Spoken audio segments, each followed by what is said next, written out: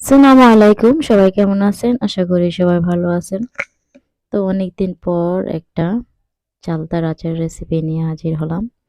আশা করি সবার কাছে ভালো লাগবে। তো এই যে দেখেন, গাছের পাকা চালতা, এগুলো সিজনাল শেষ হয়ে গেছে, এই কারণে এগুলো লাল হয়ে গেছে। এগুলি এখন অনেক মিষ্টি থাকবে। তো প্রথমে আমি চালতাগুলো এই যে আমার পছন্দ মতো কেটে নিলাম।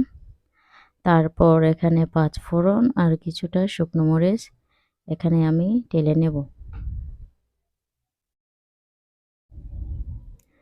তো আমার এই শুকনো উপকরণগুলো টালা হয়ে গেছে।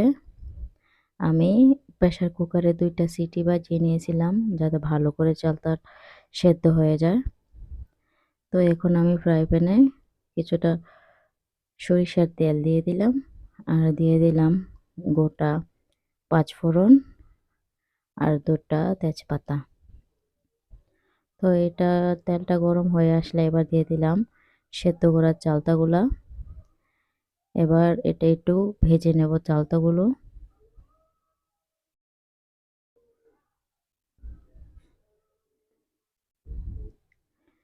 সিজনাল যেহেতু এই কারণে অনেক মিষ্টি থাকে এই চালতাটা। এটার মধ্যে চিনি আর যেটাই দেন না কেন কম পরিমাণে লাগবে। আর এই যে ভাজা পাঁচফোড়নগুলো আমি ভালো করে ব্লেন্ডারে ব্লেন্ড করে নিয়েছি। আর এবার দিয়ে দিলাম মিঠাই। তো আমি এখানে মিঠাই দিয়েছিলাম প্রায় ১ কাপের মতন। তো এই যে এখানে পানি ছেড়ে দিয়েছে। এই পানি থেকে ভালো করে এটা সেদ্ধ হয়ে যাবে, আরো মুলায়ম হয়ে যাবে। আর দিয়ে দিলাম বিট লবণ পরিমাণ মতো।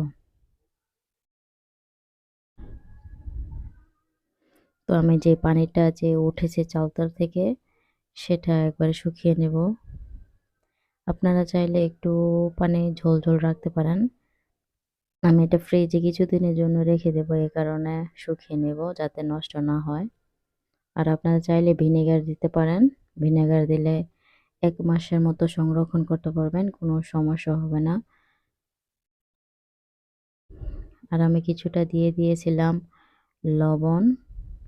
আর এখানে দিয়ে দেব আগে থেকে ফাঁকি করা। তো আচারটা এখন রেডি হয়ে গেছে।